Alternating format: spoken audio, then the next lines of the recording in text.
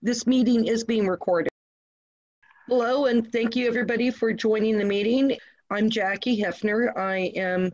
I live in South San Jose, and I am a community member, and I'd like to introduce the other people or have them introduce themselves who are co-hosting this meeting. Steve, why don't you go next?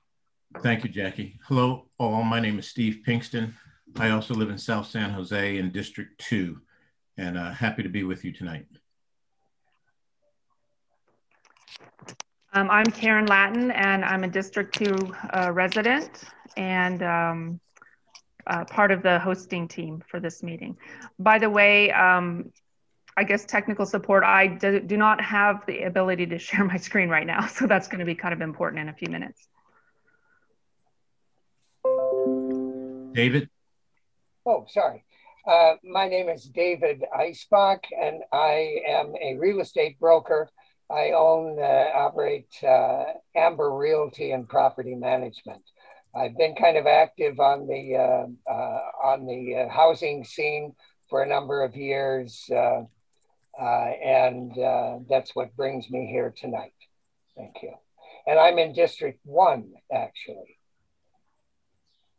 Jessica? Hi all, my name is Jessica Sithiawan, and I'm a planner at the City of San Jose. And I'll be presenting a short presentation for you guys tonight. And I have Jared Hart, our division manager, here as well. Go ahead, Jared. Thanks, Jessica. Yeah, Jared Hart, division manager for citywide planning. Just want to thanks for inviting us to be on the panel tonight.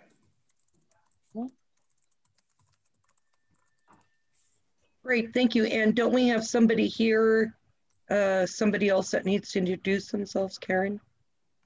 No, I think David, I think everybody's here. The city's here. I think if I can jump in. Sorry, I'm having some technical problems with my webcam, but I think I'll be able to sort that out. I'm Justin Wang. I'm here. I'm part of the coalition that supports Opportunity Housing, and I'm the advocacy manager for Greenbelt Alliance. Great, thank you. Karen, do you want to see if you can share your screen? There we go. All right, you want to hit presentation. There we go. So the reason that we are co-hosting this meeting today is to give you an overview of the facts and the context of Opportunity Housing. So let's go to the next slide. So the question before us is, what will the City Council decide? And there's really only one question: whether or not the city will explore going forward with studying a 5-step process on Opportunity Housing. If the city votes yes, the planning division would begin this 5-step process to study Opportunity Housing. If rejected, nobody would study Opportunity Housing. Next slide. So what is Opportunity Housing? So Opportunity Housing is, depending on the size of a lot, would allow anywhere up to 4 housing units on parcels with a residential neighborhood general plan land designation. So what does that mean? What that means is, in a single family neighborhood, you can have larger and smaller lots. Depending on the lot size, you could have, instead of a single family home, maybe a duplex, triplex, or fourplex. And this also would be designed so that it would fit in with the neighborhood. And I encourage everyone to possibly go and look at designs for different duplexes, triplexes, to see what they would look like. Next slide, please. So there is a 5-step exploration that has been recommended by a task force. And that has already been decided. There's a cost effectiveness of the analysis of Opportunity Housing types to be presented to the City Council. And there's 2 environmental analyses that one during the general plan 4-year review process, and another during the general plan housing element update. Separately, this is also a separate unit. The state allows ADUs, which are auxiliary dwelling units, depending on lot size. Next slide, please. All right, so what are the task force recommendations? Step 1 and 2. Step 1 would be outreaching to the community, to talk to the community about exactly what opportunity housing is, what it could be, what it isn't, and having a dialogue with the community to give them the information that they need. Secondly, the second step is to explore creating affordable housing out of doing opportunity housing. Next slide, please. So step 3 is, as people are aware, whenever you have any kind of a change where you're taking buildings down or changing them, people get displaced. So how many people would be displaced if opportunity housing would be implemented? Are the existing rules to protect renters sufficient or not? And also consider additional restrictions so that opportunity housing units aren't used as Airbnbs and that type of thing. Go ahead. Next step. Oh. Uh-oh. So I think we're on step 4. Yeah, just a moment. Sorry, something happened here. There we go. Okay. Could you go back? I think we have 4. Yeah. We need to go back 1 slide. There we go. So the task force also recommended that we preserve historic areas and properties for obvious reasons. So with this, the other thing that would be considered would be how to consider allowing the adaptive reuse of structures that are eligible for inclusion on the City of San Jose's historic resources inventory, and then consider an age-based rule for older homes. Basically, we want to look at what's already there, what could be changed, what shouldn't be changed, and that type of thing. So next slide, please. So the 5th step that the task force recommended is to update the city policies and ordinances. So we would be looking at updating the citywide design guidelines and standards to include opportunity housing design standards that ensure that these projects fit in with communities, and also revising the general plan and zoning to allow opportunity housing to become a part of this. So in other words, this proposal would not eliminate single-family housing, it would expand it. Next slide, please. So what is not yet going to be decided? The details of a final proposal. So what the city is trying to do is to study this and come up with those details that would allow us to look at what opportunity housing could possibly be. And there would be no implementation. None of this would come into any kind of effect until all the changes were made that the City Council voted on, and that would occur by the end of 2022. Next slide, please. So again, what is being decided? This process is part of a broader 4-year general plan review. So they're incorporating this into a review that is already going on. And so the only decision that is being made at this point is to whether or not we should study if we should allow duplexes, triplexes, and fourplexes within residential neighborhoods. Not that they would be, but a study that would look at how that would work. And some of the issues that opportunity housing is looking at is, would this help with housing affordability? Would it make more home ownership and availability broad spread, and also the inequity and displacement when we have these kinds of changes.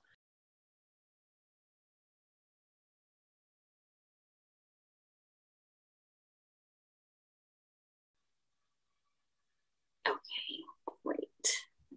We can minimize all the boxes I have open. Okay.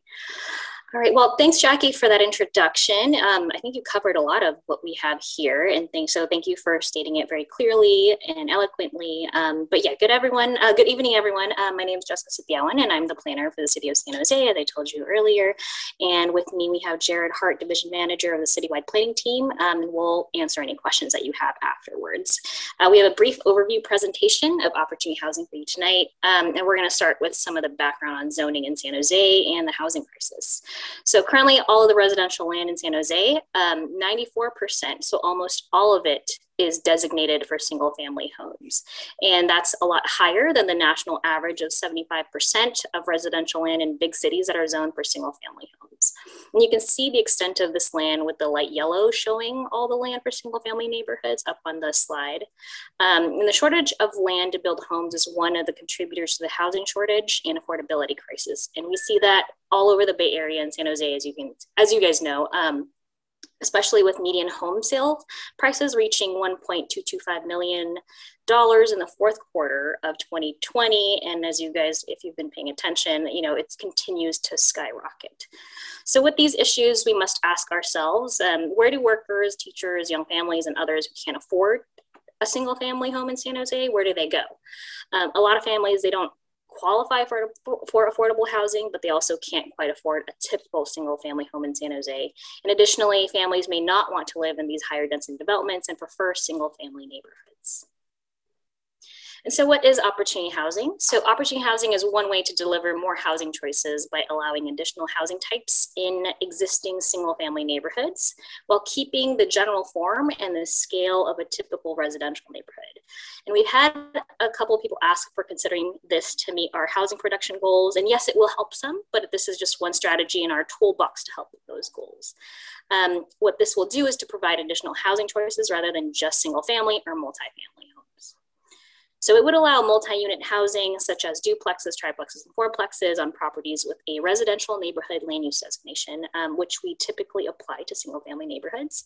They're affordable by design because they are smaller in size. So the difference is they're not actually, affordable by price, but they tend to be lower in cost, for rent or for sale because they are smaller in size by square footage. And it can also be referred to as missing middle housing, which refers to the scale of buildings, but occasionally used to reference the missing housing type for the middle or working class. So between 1990 and 2013, less than 10% of housing that was built at this missing middle scale, and that's why many refer to it as missing. Post-World War II, the city built primarily single-family housing, and it has only been since 2013 that 4 to 6 story residential that we see in a lot of San Jose today was built. So some cities have already allowed opportunity housing type development in cities like Minneapolis, Seattle, and Portland. In fact, the state of Oregon passed legislation to allow more housing types in their exclusively single family housing zones. And then in the past couple months, maybe you've seen in the news, but cities in Northern California are following suit to allow additional housing choices in exclusively single family neighborhoods. So Sacramento voted to include this as part of their general plan update effort, as did South San Francisco, and as well as the city of Berkeley City Council also joined them, citing racist ties of zoning for exclusively single family neighborhoods. It's a movement that's gaining steam across the nation and across California. So why are we talking about opportunity housing? I'm sure some of you are wondering, and I think Jackie talked about it a little earlier. So as part of the general plan 4-year review, which is a periodic check-in, so to speak, of our general plan document and its policies, City Council directed staff to explore opportunity housing as part of the scope of work. So staff was to explore allowing single-family parcels currently designated with a residential neighborhood land use designation to allow 2 to 4 units with the following parameters. So limiting the parcels near transit-oriented urban villages or immediately adjacent to residential parcels with existing medium density building types. They wanted to develop a set of design guidelines. They wanted to allow flexibility on the number of units allowed per parcel, depending on lot size and location and other factors. Clarify that any redevelopment remains within the discretion of the property owner. specify that this would be sensitive to historic neighborhoods, and also validate that the opportunity housing projects are cost effective. So in response to that direction, staff and the General Plan Task Force discussed the topic of opportunity housing at 4 different meetings. So the staff and task force looked at allowing up to 4 units per parcel and analyzed where it would make the most sense. We also looked at allowing a mix of single family homes, duplexes, triplexes, or fourplexes, noting that there is existing state legislation that allows ADUs. So per state law, opportunity housing developments would be allowed to build ADUs if they comply to the city's zoning code. As part of this process, we also looked at considerations and next steps that would be needed to further explore opportunity housing.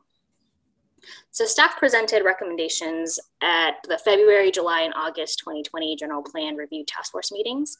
So staff recommendation is to allow opportunity housing generally within a half-mile walkshed around transit-oriented urban villages and or on parcels that share a property line with properties that allow for multifamily residential.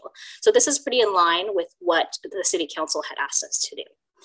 On the other hand, in August 2020, the task force voted to recommend that City Council should explore opportunity housing for properties citywide. So all properties with a residential neighborhood land use designation. And they also added that they want staff to proceed with this recommended opportunity housing work and also prioritize urban village planning. We received a lot of questions about protections for historic resources. Under our recommendations, staff would explore strategies to preserve historic areas and properties while still allowing opportunity housing. And staff would consider allowing the adaptive reuse of structures and historic properties, but would also consider an age-based rule for older homes if the historic resource inventory update is not yet complete by the time of the implementation. So for example, we consider requiring any homes that were built before, say, the 1950s, and that, we haven't decided on the decade yet or the year yet. So to go through a single family house permit for redevelopment to ensure that historic characteristics are maintained. So all single family home projects at this time, if it's not on a property that's on a historic resource on our historic resource inventory, it would be by right. But if it was on the historic resource inventory, it would not be by right. Staff would require a single family house permit, which requires approval from the planning director and may require public notification depending on the size of the project. We're thinking of a similar process for opportunity housing to make sure that properties on that inventory are adaptively reused. And we may require the same for properties that meet that age-based rule, but that's not final yet, and that's still to be determined. We also received a lot of questions on what the design standards would be and whether we would be changing setbacks, heights, parking, floor area ratio, etc. But we don't know the answer to that yet. It's too early in our process to make those determinations, and we want to engage the community when we draft and revise those standards. So these changes would only be explored should council provide that direction to staff to explore opportunity housing. But as you heard earlier from the scope of work from the City Council, the intent is to stay to the form and the scale of a typical single family neighborhood while also allowing additional units. So we wouldn't, stray too far from it. We've also received a lot of questions in terms of who would be responsible for public utility and infrastructure needs. The developer would be. We would charge a developer fees like the parkland impact fee or school fees and other fees to ensure that they pay into and support the added demand on services. We've also received questions about potential displacement and what protections there will be for long-term renters in existing houses. As part of our recommendation, staff would conduct a displacement risk analysis, as Jackie mentioned earlier, to identify communities at risk and if the existing city protections, such as the Ellis Act ordinance, which protects renters in buildings constructed before 1979, the apartment rent ordinance and others, if they're sufficient, or if we need additional policies and ordinances to protect our existing renters. So here we show the staff recommended half-mile area in the blue shade. Note that the dark gray symbolizes the transit urban villages, which are urban villages that are near existing or planned transit stations like BART, light rail, or bus rapid transit. And note that under staff recommendation, it would also allow properties that share a property line with others that allow multifamily residential, but that's a small number and kind of sprinkled throughout the city, so it's not shown on this map. And I've highlighted, the districts that we're kind of focusing on today. We have District 2, 9, and 10, so that's the red box, and we can zoom in a little more here. So for the District 2 boundary, the areas impacted would be around the Blossom Hill Road and Hitachi Urban Village, and the eastern part of Blossom Hill Road in Snell Avenue Urban Village. If we move just a bit west, we would be in District 10. And as you can see here, the affected areas would be Blossom Hill Road and Snell Avenue, Blossom Hill Road and Callan Avenue, the Oak Ridge Mall and vicinity area, and also to the north of that, the Capitol Expressway and Highway 87 light rail area. And if we just move a little west again, we would be in District 9, and the areas impacted here would be just around the Oak Ridge Mall and vicinity. And so here are a few examples of opportunity housing types. The top left and bottom two are Bay Area examples of duplexes in older, well, the two on the left are older, and then the one on the bottom right is newer, and then the top right is a duplex, but a rendering of a duplex with an entry in the front and one on the side. So at this time, staff is working to complete the cost-effective study that was requested in the City Council scope of work. We're studying the cost effectiveness for both the staff and task force recommendation by looking at different parts of the city and where it may or may not be cost effective, and whether distance to an urban village or transit makes an impact on the different factors that could play into it. So this effort's underway, but it's still pretty early in the stages, and it would be included in the opportunity housing staff report to the City Council. So in our next steps for opportunity housing, staff will take the package of task force recommendations to City Council this summer. At that time, City Council will decide whether staff should pursue developing an opportunity housing policy. If the council directs staff to pursue it, staff would begin a series of action items, including conducting the extensive community engagement, a displacement risk analysis, preparing the design standards and reviewing them for feedback through the community engagement process, and preparing the environmental analysis to identify potential impacts of opportunity housing. And that concludes our presentation. If you're interested in learning more about opportunity housing, please visit the website on the screen, or you can email us at generalplanstaff@sanjoseca.gov for additional questions.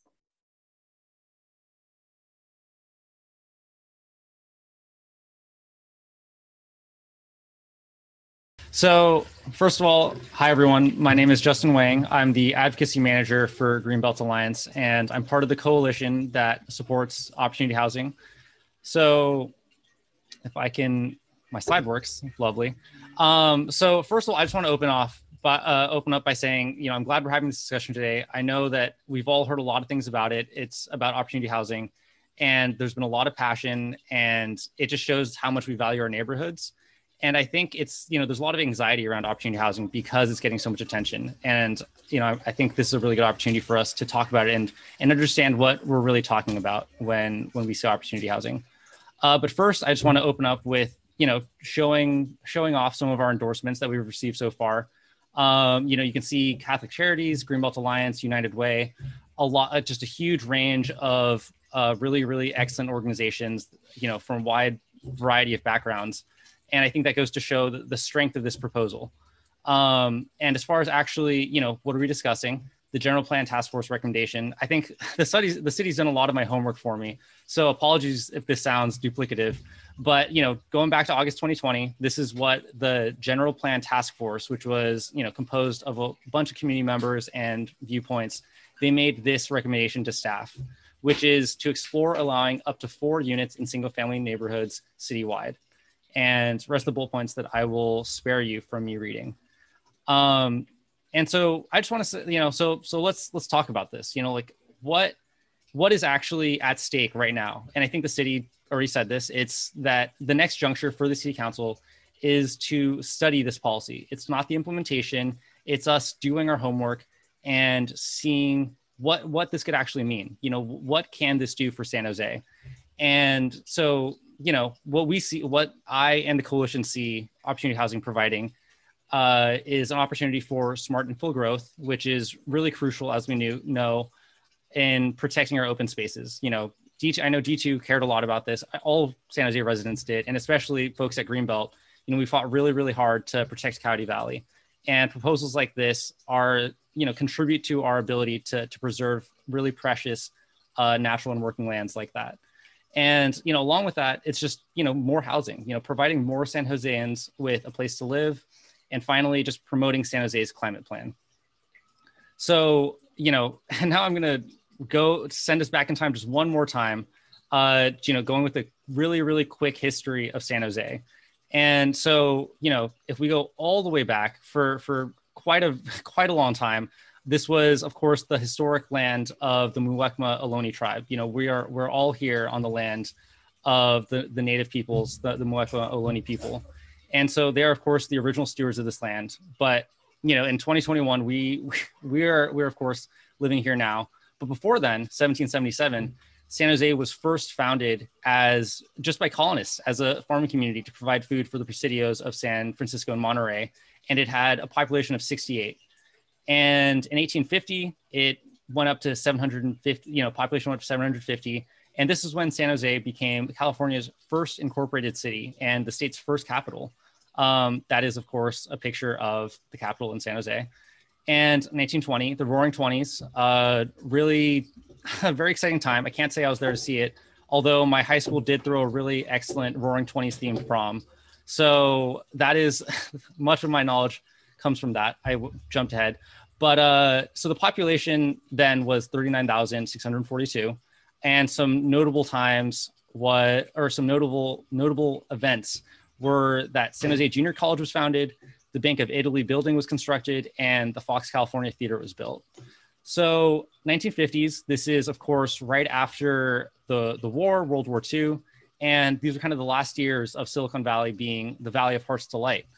This picture actually was provided to me by a really close friend and this is actually her family that is depicted here. They were sharecroppers in the area and they lived and they worked on this land. And this is when San Jose was really, really starting to grow. You can see the population is up to 95,000 now. And 1970s, it has shot all the way up to 450,000. This is when we start to see the tech boom. And all up until now, I just want to note that Plex housing, this idea of duplexes, triplexes, quadplexes, this has been around. It was really, really popular up until around World War II. So for the vast majority of San Jose's history, this was, this type of housing was not just allowed, but embraced. We had this until they stopped it with regulations. And so fast forwarding a little bit more, 1990s, we get to 782,000. Sharks start playing, so go Sharks. And today, now we're at just over 1 million people. This is a day of the picture of modern day San Jose. And I just wanted to go through this just to show us that, San Jose we've been growing, and we've had things that worked, we've had things that didn't work. And this is where we are now. So where we are now being this very staggering statistic for me personally, and I think, this photo really illustrates it, is that 94% of San Jose's land is zoned for single family homes, but only 50% of residents live in one. So if you look at this whole map, it looks like it's all pink, but there actually are some little blue dots in there. And that's where 50% of people in San Jose are living. And that to me, that's just crazy, right? Like we have so many people and we need to find places for them. If you compare this to a city like Mountain View, another, very nearby city, very, wonderful city. I love their downtown. 50% of their land is zoned for residential use, or 50% of the land zoned for residential use is zoned for single family. So, you can see that this allows them a lot more flexibility. It gives them, there's more room for people really. And, going back to this picture, there's this thing called, RHNA. I'm sure we've all heard something about it, but basically it comes down to the fact that the city of San Jose needs to allow for the construction of 63,000 new homes. And looking at this picture, me personally, I have a hard time imagining putting, 63,000, 66,000 homes in those little blue dots. So, we've learned that from accelerated dwelling units in single family neighborhoods, that a variety of housing choices can fit within neighborhood character. So, this idea of allowing plexes just seems like a logical next step. I'm just going to run through these really quickly, just some charts, basically just showing what we all know, that housing prices have grown and grown and grown. Here, same thing with rents. And this one is just showing, you see some different professions and the cost of housing. And you're seeing that, you know, some people, you know, really, really critical members of our community, you know, everyone from janitors to construction laborers to firefighters, student police officers, people are really having a tough time affording a job, affording a home where they work. And it's just, you know, San Joseans are getting priced out. That's the bottom line. So if you'll allow me this is a photo of me back in high school. You can see me in I think I actually use a pointer. So that's me right there some years ago, not that long ago, I like to think. But this is my group of friends in high school. And, you know, everyone in this photo, we all went to college, we all got our degrees, and we all have relatively well-paying jobs. I mean, like I'll show like Harpreet, one of my really good friends, he went to UC San Diego. He actually went and got his master's in bioscience. I did not major in STEM, so I don't know the term, but he got his master's degree and he still can't afford to live in this area. You know, Kevin, he's a computer engineer and he still has a bunch of roommates. He's not able to afford a place on his own. Adil, he's working at Business Insider. He's like a content, you know, he's got a great full-time job with them. And really just none of us can afford to live on our own because the housing prices are just, it's well beyond our reach. So, you know, this idea, going back to it, of exploring opportunity housing is, again, like we're asking for a study. It's San Jose's unique term to allow up to 2 to 4 units being constructed on single family homes, on parcels that are currently zoned for single family homes. And I think that this sort of flexibility is going to be really key in unlocking the potential of our city. And another graphic for us is that, you know, this just illustrates that opportunity housing is already in San Jose.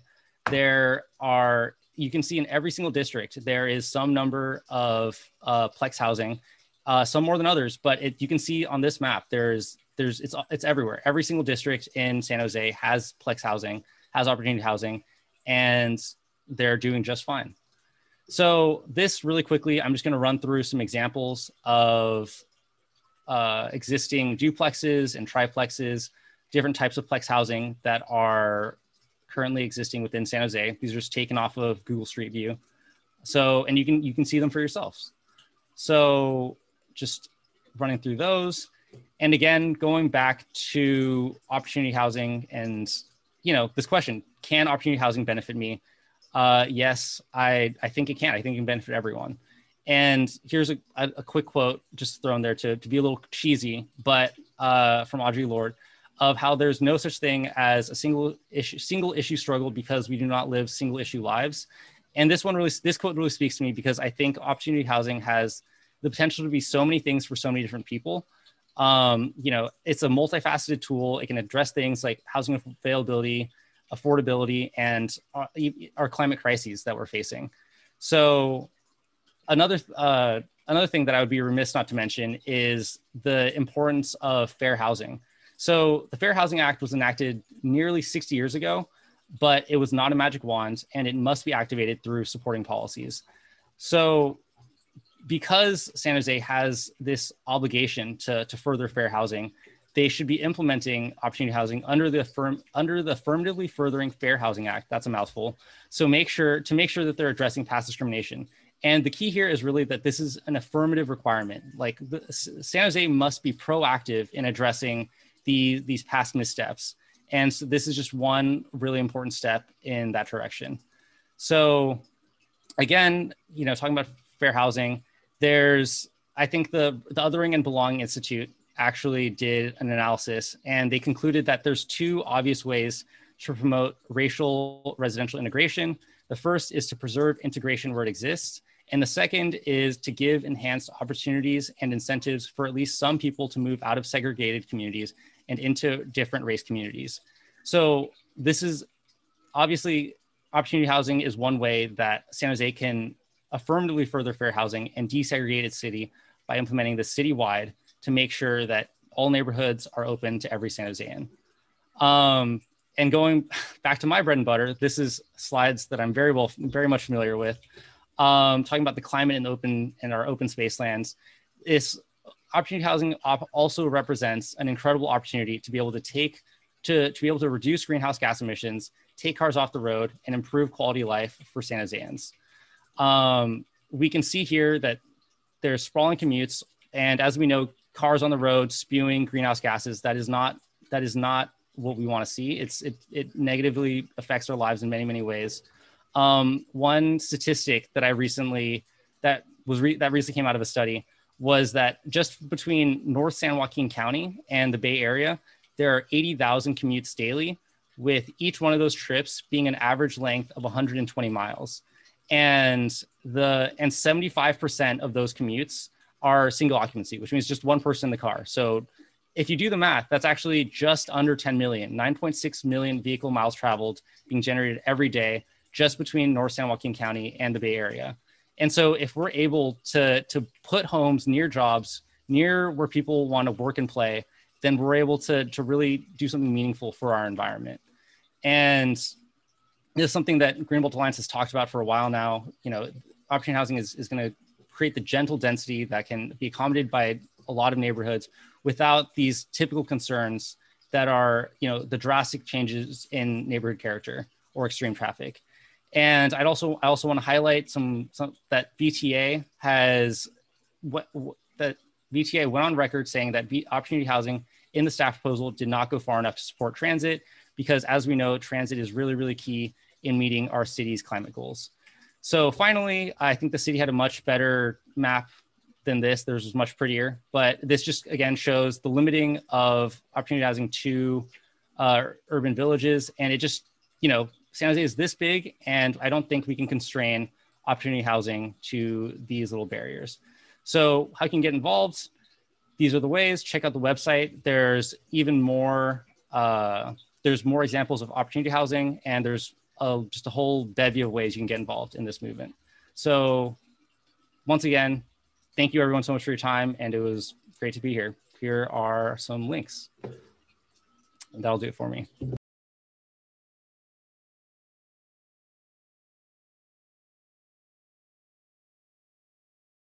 Yeah, thank you, Justin. And David, you are up next.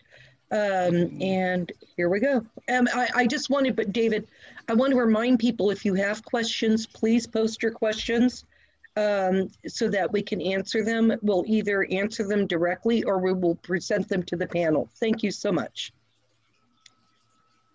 Thank you very much. I appreciate being included in this discussion of opportunity housing. And I too have a kind of a brief look at how we got here, where we are and what's been going on. You know, when a developer builds units, residential income producing units, he's got to spend a lot of time looking at costs of land, costs of labor, costs of materials, and fees, and the time involved. It's a profit motive is what moves the developers. And then in the case of, say, multiple units, let's just take 100. Now, my figures may be a little off, but in the past, and perhaps now it's strengthened, or maybe they don't do that anymore, but the city, for example, wants to take maybe 16% of the 100 and say, we want these 16 units out of your 100 to be less than market. How much less, I suppose, would be for negotiations. But in essence, when a developer is looking at that, he's got to be thinking, well, they're asking me for a 16% reduction. Now, obviously, just to be under the market isn't all that bad, but he has to start thinking about, he's just going to build it. He's not going to buy it. An investor will buy it. And an investor looks at everything that's on there. And what an investor sees isn't just the 16 units and the amount of the 16 units that is under market, but he knows that that's going to be under control of San Jose rent control. And he knows that it's going to run forever. he's always going to lose that. And so in figuring out his price to the builder, he's got to keep that in mind. And that's why I think that that building isn't robust out there. Now that may be just far off from reality, but that's the way I think about it. Well, the other thought has been, look, let's gather all the low income and the homeless. Let's build a big complex near someplace that is transportation, and let's put them in it.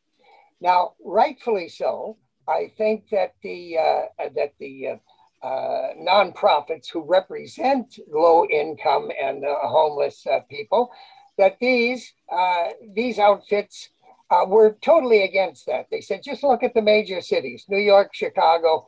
They're dens of thieves. They're very difficult to and dangerous.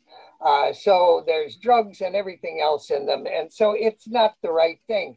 And the other forces that came in against that was not in my backyard, the NIMBY outfits. So that didn't quite work out as planned. Then what happened is we had a movement of, hey, you've got all these commercially zoned lands. Why not take some of them for some of this building purposes? That was, I don't know where that is now, if it's even being considered, because the city has an obligation to earn some money to provide in other words, they want the best tax rate so that they can serve their tenant or their citizens with the best. So then, even now, you see some movement on the part of religious communities, churches that have extra space and are thinking about putting in some low-cost housing in that. And where that is today, I'm really not sure. But then we thought that maybe the city thought that the auxiliary dwelling unit, the euphemistically called the granny units, would be a savior. And so we even had them design properties, and all you had to do was sign up, and then for an X amount of price, they would be built in your backyard. Was the big thing. The only problem is the granny unit in back of a single family home is basically for the needs of the family. So the family goes in and they want to put grandma in there, or your aging father, or maybe an ailing son, or whatever. But it isn't to influence the rental market, at least not by an individual owner in that respect. So gentrification goes on. You have a number of people who have high-paying jobs, and these jobs are coming out, and these people have a place to stay. And they've got enough money to maybe buy. And maybe they've got enough money to buy in a neighborhood that is an old neighborhood, that needs repair, that needs upgrading, that needs a whole bunch of things. Gentrification is that. They buy this property, and then they work on it and bring it, and they modernize it. When they do that, then a neighbor does, and a neighbor does. And the dilemma is that those people who were living in those units are now homeless or have no place to go because there isn't rental properties available that is along their own lines. So the city comes out and comes up with an anti-displacement circumstance. So anti-displacement really aims to do this. It says, if you're going to sell this income-producing property, we want you, if you go out and you get a price that you think is reasonable for you to sell, then I want you to take that price and I want you to offer it to your tenant. Give your tenant a chance to buy that at this price. That's called the right of first refusal. And the tenant, obviously, because he's a tenant, can't buy it, so he goes to a nonprofit. And the nonprofit is the introduction then of our area's community trust, land trust, community land trust. So what these people do is they negotiate and they buy the property for the tenant. only it's not in the tenant's name, but they have in that agreement that the rents will be lower on that. Well, all that is fine, but I look at the basic business plan of an outfit that is going to be controlling more and more properties, and its income is based on the largesse, the donations of the federal government, the state government, the city government, and private donations. Now, it seems to me that when they get in and start managing these properties, they're going to find out that maintenance, management can sometimes in older properties be intensive. And on top of it, they may have to redo the whole place, spend a lot of money resurrecting it. And so consequently, what becomes clear here is they have to develop a firm and long-lasting point of funding, guaranteed funding. Where are they going to look? They're going to look to the city of San Jose. Now, when you take an individual landlord and you say, all right, you've got this duplex, sometimes you'll paint it, sometimes you'll even be the lawnmower, sometimes you'll go in and fix a leak, but your payment will be in the development of the property eventually. But these outfits, the new nonprofits, they are not paid nothing. They are not doing volunteer labor. They are paid well, and it's going to be expensive to operate these land trusts, to pay the taxes and so on, unless they're not going to pay taxes. Who knows? Anyway, that is where we seem to be. And what comes next is you have to ask yourself, who's at fault here? I think if you look around, it's everybody's fault. It's not in my backyard, and it's not good enough for this person, or it's sexist, or it's some other thing on the other parts. So that leaves us an introduction. The city had practiced what is called an in lieu situation in dealing with the developer and those 16 units.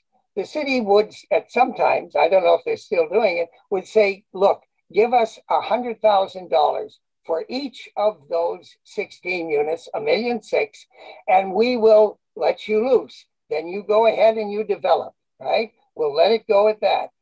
And then what happens is the builder is happy. The buyer of the building is happy because everything is market rent. The city, however, has picked up $1.6 million. So the city is holding some money and is forced, because of everybody not being in the market, not being housed and everything, it is forced to expend great amounts of money for emergency purposes. As a matter of fact, construction was down in San Jose by 40% last year. HUD is going to give San Jose $14,300,000 this year for its usual housing things. The Housing Emergency Trust, which is spent by the under the control of Jackie Morales Ferran as the director of housing, they handed her $4 million to spend as she wishes for the emergency. Last year, the COVID and CARE federal allotment gave the city of San Jose $48,160,981. And from the Treasury, the US Treasury Direct, for rental assistance, they gave the city $30 million. Now, that seems to me a whole lot of money. So who's to blame? What do we do? Why can't we build? So on and so forth. Opportunity housing. How does that benefit the city? Well, the city gets someone else to build their own housing, because Someone said, I forget, we owe 63,000. We're supposed to be, oh boy, 2 minutes. Thank you. Yeah. I'm sorry. Oh, okay. So the city says up to 4 units. Now the state says 3 units. The ADU allows, if you have a duplex and you attach a living unit to the duplex, making it 3 units, you are allowed to have 2 freestanding ADUs in the back. So a duplex becomes 5, a triplex becomes 6, and a fourplex becomes 7.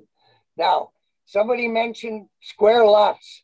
If you take the average lot in the city that is developed,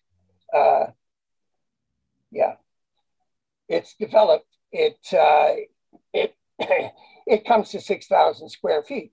And those kinds of additions are very, very, very close. So what form are these houses going to be? Are you going to build a straight box fourplex? Is that what we're going to do? Will units fall under rent control? All of them, I presume they would. Otherwise, you've got no room for lower things. The value of the property, it will go up, but it will be by developers. As you sell off and units become developed along that street, you're going to have a lot of problems. Now, you've probably noticed, excuse me, I have 1 minute and 6 seconds left, right? Pardon me. Yeah. At any rate, the value of the property will remain the same. The development is what goes on. And if you've ever been in a site where it's developing a number of homes, you'll know that the street is always dug up, because eventually, as you add more and more fourplexes in there, a fourplex gives 8 cars. You can fudge on that a little bit, but if you've got a street that runs for 2 blocks and you've got 3 of those houses being developed at one time, you're going to find that that street is ripped up, that cars and trucks are going to be daily there. It's going to be an absolute nuisance. The bigger the property that goes next door to a single family is, I got to say, what is the price of quiet? What is the price of peace? What is the price of peace of mind and privacy in your own backyard? So, at any rate, I think that's it for me. Peace and quiet. Thank you. Thank you very much, David.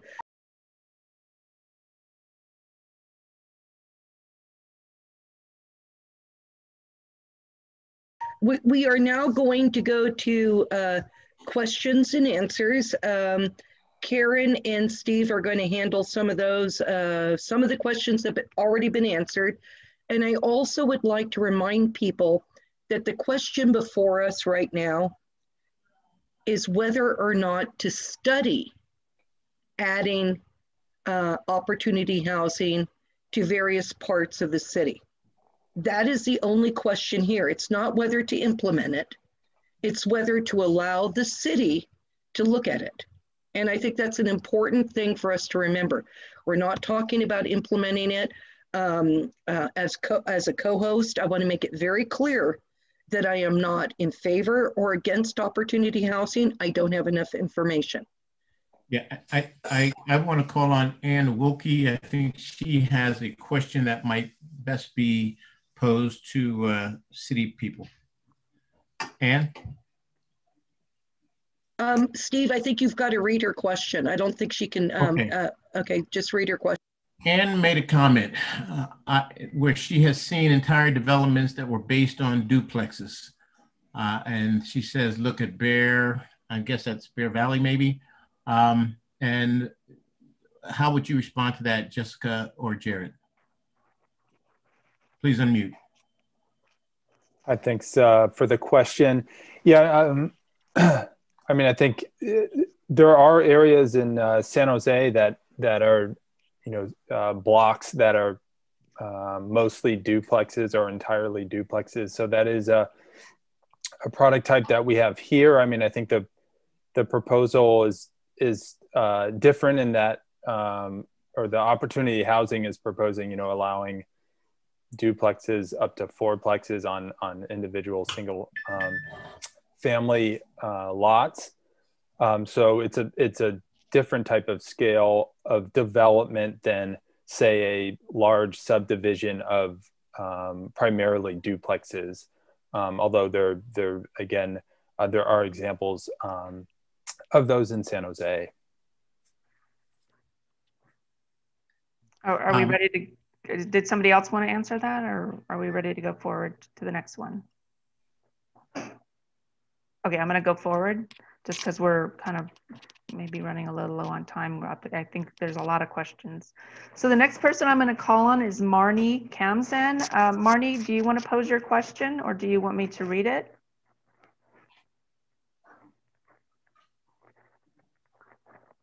If you want, I'll go ahead and read it if you don't want to unmute yourself. Let me find it here. So Marnie asked the question, it is really confusing. Earlier presenter said it was citywide, but this presenter shows maps of parts of the city. Which is it? I think that would be for the city. Yeah, and I can answer that question. So there are two recommendations on the table. So the staff recommendation, those are the maps that I showed. That's the half-mile area that we were talking about, the city council direction. But the task force recommended citywide. I didn't create a map for that just because, you know, it's citywide, it's the whole city. So, you know, we didn't need to make another map for that. But there are two different recommendations, and we will be presenting both of those to city council and see which one they like. Okay, thank you. And then I think next, I'm going to go to Sonia Lu. Sonia, I think you might have had several questions. Do you want to unmute and say your questions, or would you prefer me reading them? I'll give you a moment to unmute. Okay, I'm going to assume that means she would like me to read them. And just a moment, as I think I saw her name a few times, so just bear with me. Let me go ahead and read it. I have it. I noticed in one of your maps that indicates single family areas in San Jose, it looks like it includes R1 and R2 zoning. Can you explain the different impacts it would have for those in R1 versus R2? Yeah, and I can answer that question. So the map that we showed earlier was for the general plan land use designation. So it wasn't for zoning, but under the general plan land use designation for residential neighborhood, those development standards are defined by the zoning. So the R1 and the R2. R1 is essentially single family homes, and R2 are duplexes. So those both might fall under residential neighborhood. So with opportunity housing, R2 could develop duplexes as is, but we would also, you know, if the 2 to 4 units, so that 4 unit part, we would incorporate as part of the R2 and the R1. So we would change both of those to be to allow up to 4 units. I hope that makes sense. Please let me know if I need to clarify any further. Sonia? Okay. So the next person is going to be Gail Dance. Gail, do you want to pose your question? Sure, thank you. This is for the city. In your presentation, you said while generally maintaining the existing development envelope. What does that mean? In other words, someone can come into a neighborhood and put in a fourplex in a house next door to you, and how is my neighborhood envelope gonna impact that? Well, in the zoning code, we currently have development standards. So current single family homes, existing single family homes, they're allowed up to 30 feet in height, I believe. So that's 2.5 stories. You know, they have a set setback from the front property line, from the back. So those you know, especially height, we don't see changing that because that would drastically change a neighborhood. Maybe setbacks we might play with a little here or there, but we're not planning to change them all that differently. So that envelope, that building envelope that you're kind of defined by the setbacks and the height, that itself does not change. But how you wanna, you know, if you wanna put a duplex in that same box, that would be allowed. That's essentially what we mean by that. Okay, I would like just a moment to tell you my story.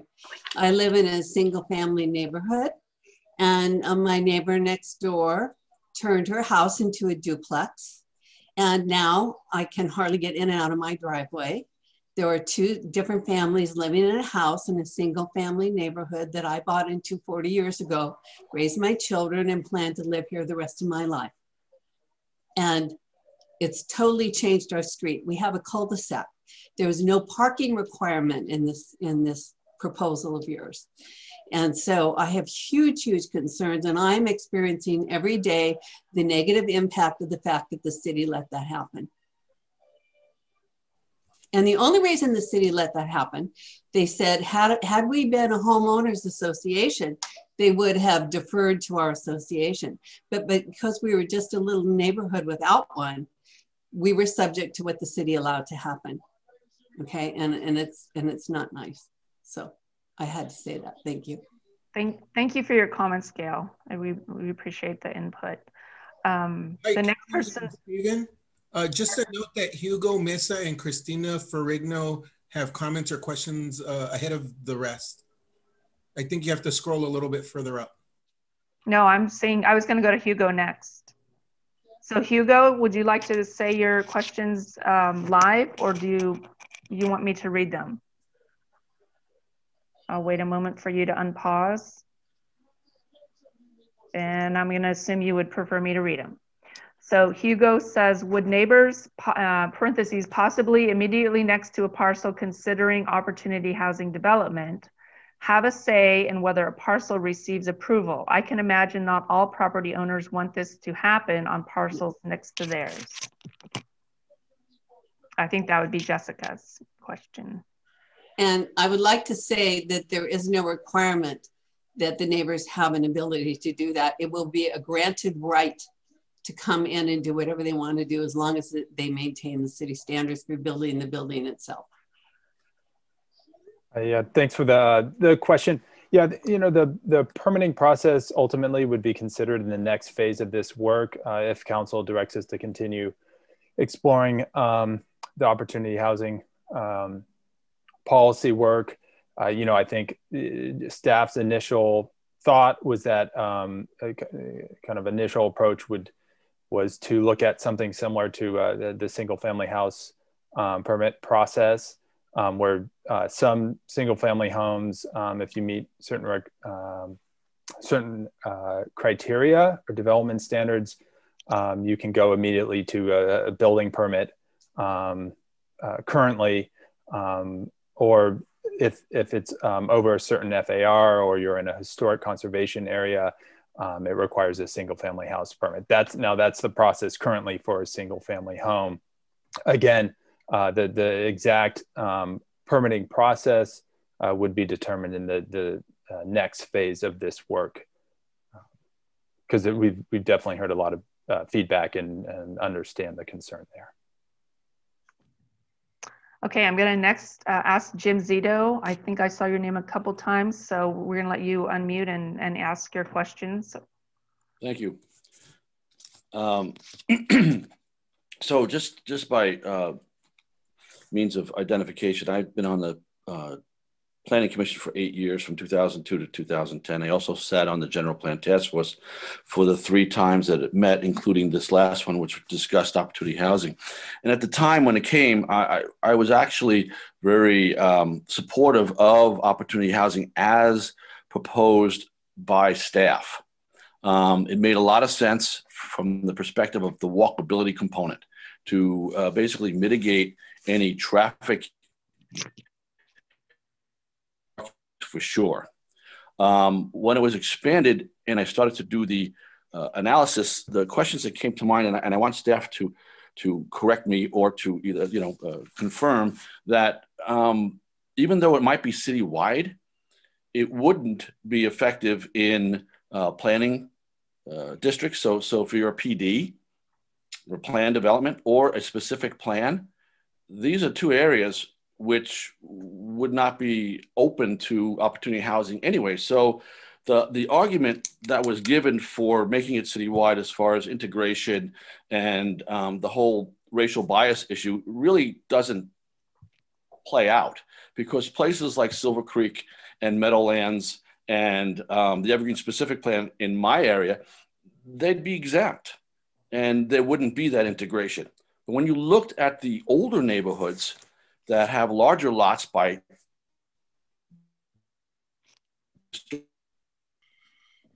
more, how can I say, people to come in and say, and speculate, right? I'm going to buy a inexpensive home in a single family neighborhood and use it to build my duplex, triplex, or quadplex, because it's going to be the cheapest piece of land and probably the largest piece of land.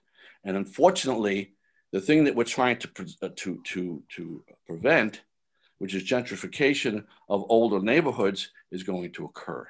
And unless they add some, how can I say, affordability components to it, it's going to be market rate. So I just would like to understand, from planning's perspective, what was the original intent,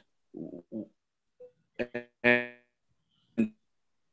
have ability with your personnel to study the original intent, and now with the expanded intent, what's that going to cause as far as a burden on planning as well? Not to mention the PDs and specific plans, if you could confirm that. Jessica or Jared, could you respond to that? Sure. Yeah. So I think staff's recommendation is reflective of the at least council's direction on the intent of opportunity housing, with it being allowing more gentler density around our transit urban villages, and really to provide more housing choice across the city in those areas that we don't have now. In response to the housing crisis. Certainly, appreciate the comments, Jim, and there's definitely a concern about displacement and having this type of policy result in displacement when the intent is really to provide more housing choice and more housing affordability for our residents in single family neighborhoods where they might not otherwise be able to live currently. So as part of our, the action items that would happen as part of the next phase of this work, the city would be conducting a displacement risk analysis on opportunity housing to take a look at that. There's also a component where we would look at what it might look like to include affordable units within opportunity housing. So that's something else that is also part of the next steps of this work. What about PDs and specific plans? Would they be exempt? Right. So currently, right, PD zonings, areas that have plan development zonings would not be included for opportunity housing. And that's because plan development zonings they're unique kind of customized zoning districts for those particular areas. So it's the feasibility of implementing opportunity housing in plan development zoning areas is extremely difficult given the number of PD zonings and that each PD zoning area has its own individual zoning district, whereas the opportunity housing is more focused on the city's conventional zoning districts that is applicable to most of the city. Okay, so thank you, Jim, for your comments, and Jared for your answer. We're going to move on to Christina Ferrigno, and she prefers us to read her question. It's a little long, so bear with me. The primary question is, will there be a mandate, in parentheses, not a recommendation, a mandate, that developers and or their proxies be prevented from purchasing homes coming on the market? I appreciate hearing that the Airbnb use was not going to be allowed. I think that was a mandate. Also, will conservation neighborhoods be protected from opportunity housing? I paid a premium, budgeted, and planned a delayed retirement to allow for the purchase of a home in a designated conservation neighborhood. I feel like the rug is being pulled out from under my feet. Others are making plans that are changing my personal decisions.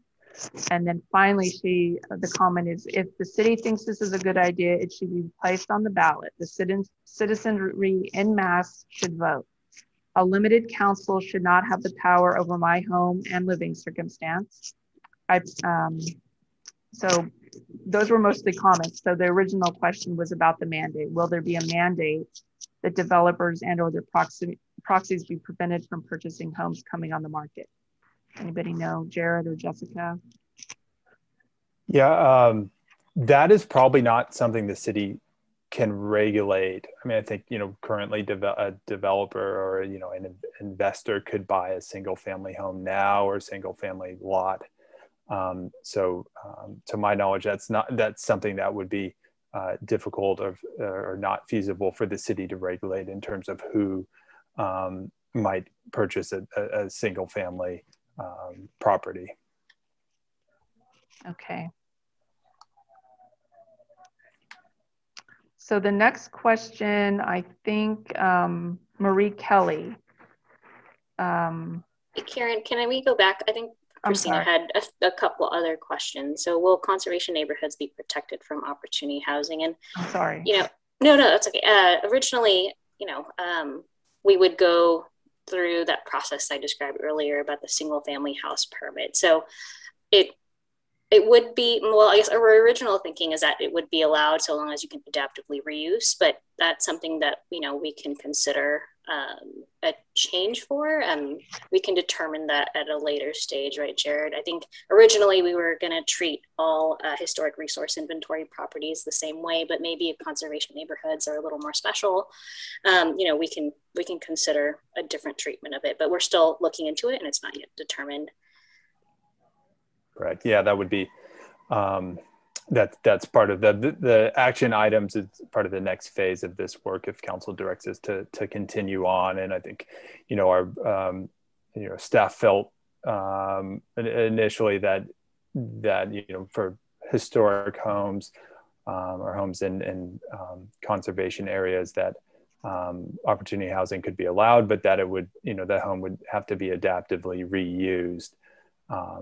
And so, again, that's, as Jessica mentioned, that's something we would further explore in the next phase of work.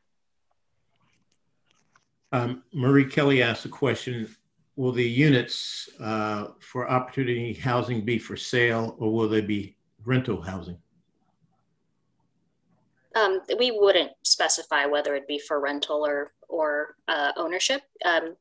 Someone could develop and either sell or rent. So it's open-ended, and how it's, some people ask how it's different from ADUs. ADUs you can't sell, but in opportunity housing you can. So it's a little difference there. Okay, I think next is Tina Morrell. Tina, do you want to unmute and ask your question? Two questions? Yes. Tina? Hi, yes, this is Tina. I think I actually had 3 questions. So Jared said that the city would quote unquote be sensitive to neighborhoods' character. And I want to know exactly what that would look like. How would you even put that into some kind of policy about what exactly being sensitive is? So that's one question. Sure, thanks for the question. Yeah, as part of the next phase of this work, one of the other components is creating design standards that specifically for opportunity housing. And again, I think, as part of the work with developing design standards and then also exploring further how we would approach historic neighborhoods, we would be analyzing it at that point. Okay, then that leads me to my other question, which is the city a while back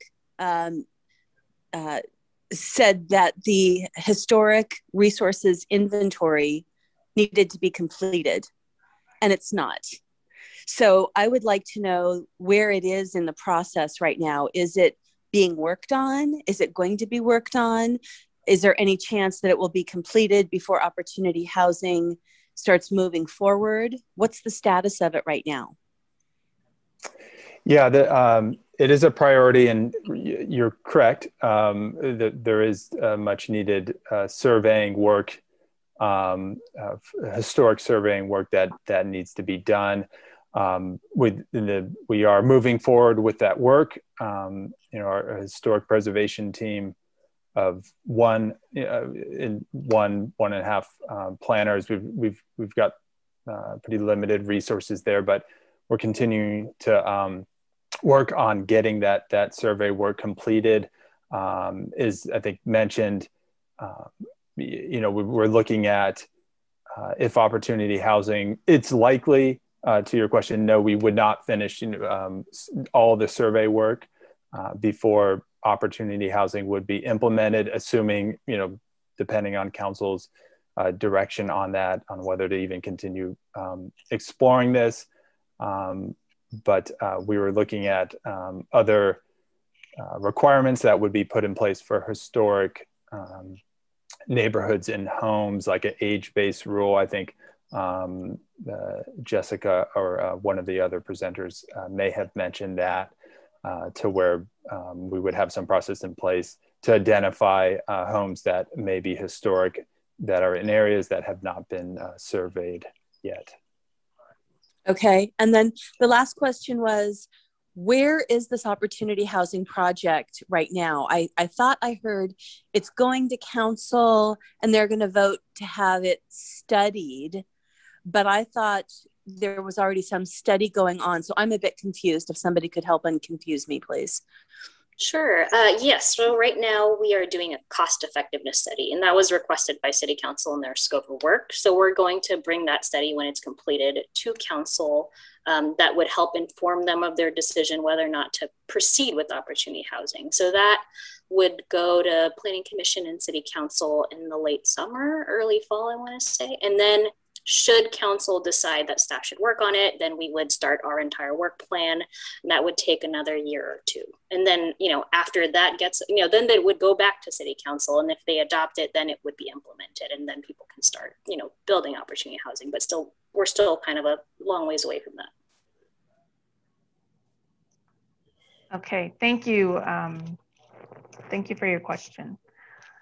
So next we're going to go to Hugo Meza. He asked me to read the question. If Opportunity Housing happens, what measures and steps can be taken to ensure that it doesn't just impact parcels in historically underserved and redline neighborhoods, for example, East San Jose?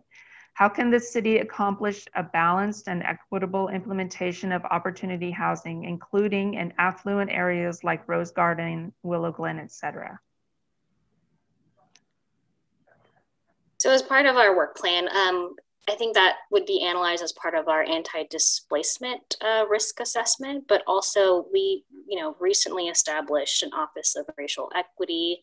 We have our housing team, and we are part of GARE. And so we will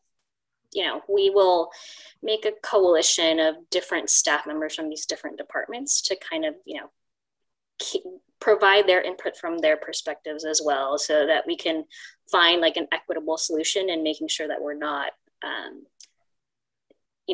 impacting neighborhoods that have been redlined in the past negatively, or, more negatively than before. And so that's one way that we're gonna do that. Right, and I think looking at the map under both staff and of course the task force's recommendation is to look at this citywide, where staff's is more limited to the transit-oriented urban villages, and those do include a variety of different areas and some and so both high resource areas in terms of staff's recommendation as well. And again, is just to reiterate what Jessica was mentioning, we would be conducting a displacement risk analysis, because it's definitely something that is of concern and that we want to look at through this work. Thank you. Okay, so next question, we're going to go to Karen Beatty. And Karen, I will give you a moment to unmute. Okay, there we go. Thank you. So my question is, I look at my neighborhood and I know 2 houses directly across from me are rentals. And if they brought a 4-plex into there, those 2 houses, which I could see because they're rentals right now, you're talking about at least 8 more cars on this street. This street is already impacted by enough traffic as it is. How are they looking at this? Because they said they're not going to impact, Jessica said it's not going to impact the envelope of the city, or the neighborhood, so they're not going to go up any higher than 2.5 stories. How does a 4-plex on a single family lot not impacting the envelope of the neighborhood? That to me is a complete impaction on the neighborhood.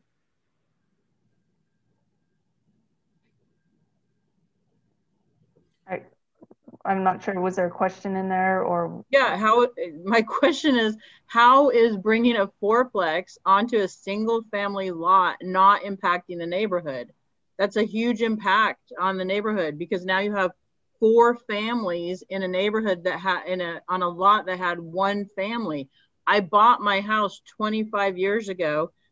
I saved for years to be able to buy this house. I don't understand.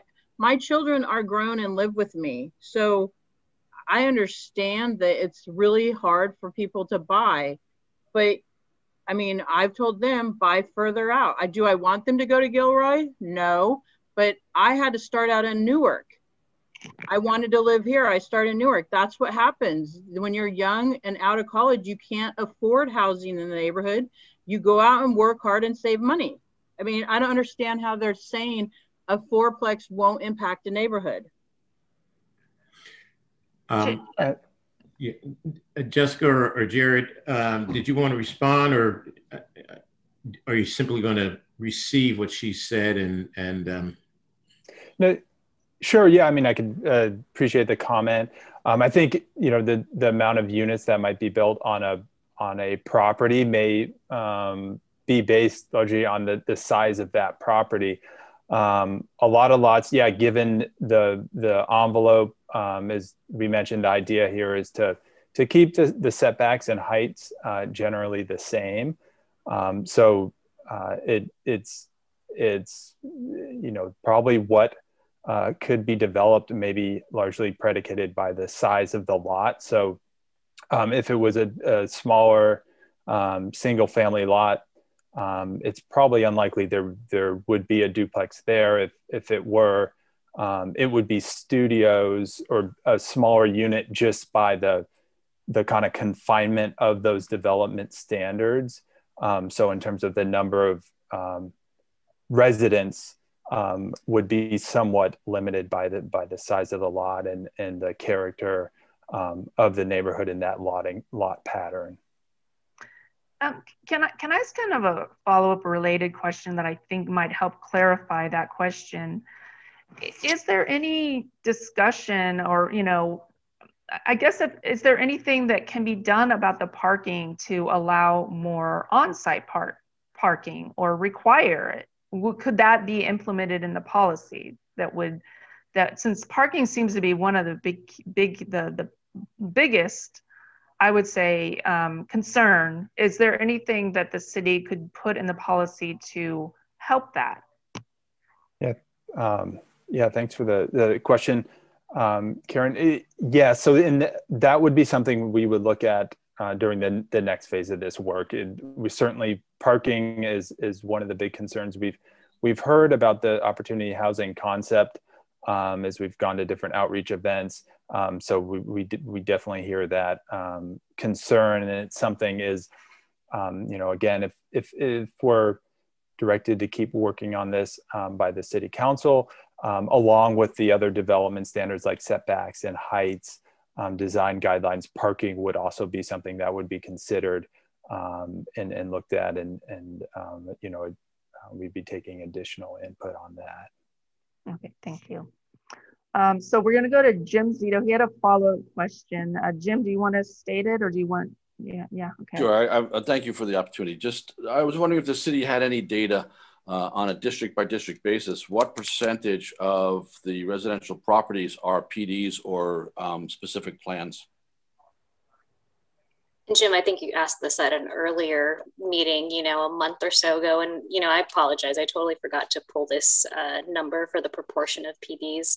So I will get back to you on that after I do some data crunching. Do you have like just a broad estimate? Would you know? Jared, do you know? I don't actually know. Okay. Yeah, I mean, if we're just looking at single family conventional zoning districts versus PDs, yeah, I don't know. The conventional zoning districts are going to be the majority, but I'd be hesitant to throw out an exact percentage, but we can definitely look into that, and then happy to follow up. Karen, it's 8 o'clock. Yeah. Do we have one more question, or do we end? There's quite a few still, so I don't know. What do you guys? Let's see. Karen, does it make sense to check with city staff to see if they're available to stay longer, or that would be appropriate? What do you guys think? Jared, do you have any objections to staying longer? No, sure thing. That would be fine. Okay, so I'm just going to read Christina Ferrigno's comment because I believe she asked us to read the previous one. Her comment is that Justin's presentations and links appear to judge all who oppose OH as being exclusionary. That is unfair. I don't care who lives in my neighborhood. Happy to have the homes in my neighborhood lived in by a variety of individuals of any and every ilk. What I do mind is if a developer gets involved or an opportunistic individual who destroys an old home to turn a profit. Developers in general are not altruistic. They are business people. They want to make money. Understandable, but there are homes and neighborhoods who have historic value. Homes in currently designated conservation neighborhoods and homes yet to be designated as such should be protected from OH. There aren't that many that it would negatively impact the OH effort. I think that was just a comment. So we can go on to Doris Livesey. I'm sorry. Christina also asked about David's contact information. Oh. I messaged her. Okay, I'm sorry. Go ahead, David. Yeah.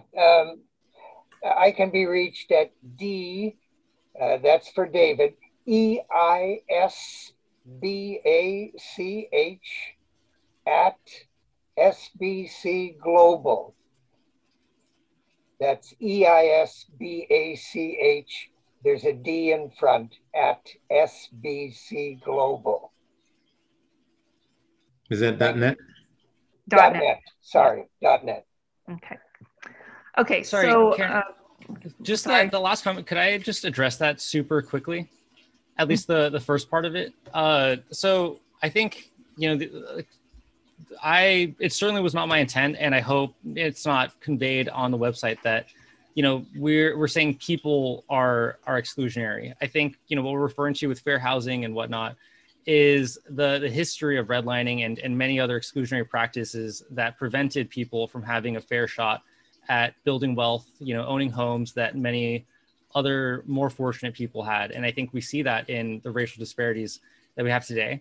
So when we say exclusionary, it's certainly, at least I can say personally, I'm certainly not pointing a finger at anyone. I'm saying that in the past, it is clear and to my mind, irrefutable that we have, as a nation and as a region, we've put up these barriers to people, to home ownership, and that this is a really good opportunity to rectify that. And I will leave that there. And just if people are interested, I'm going to put our website in the chat so more people can see. Thank you. Okay. Justin, thank you. And sorry I didn't ask you to respond to that on my own. Apologize for that. So next, Doris Livesey. Doris, would you like to unmute and ask your question? I'm going to take that as I'll read it. Is this discussion about affordable housing or opportunity housing? Or is there a difference? Yes, so we are talking about opportunity housing, and the difference between affordable housing and opportunity housing is that opportunity housing does not have to be deed restricted. So it's not limited to us, people of a certain income, not limited to a certain rental price. There's no cap.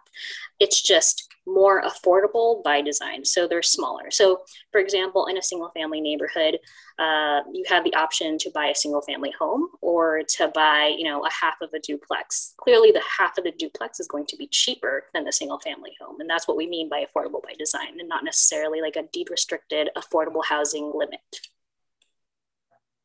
Thank you. Next, we're going to go to, I believe, Douglas Alquist, but I don't see him on here.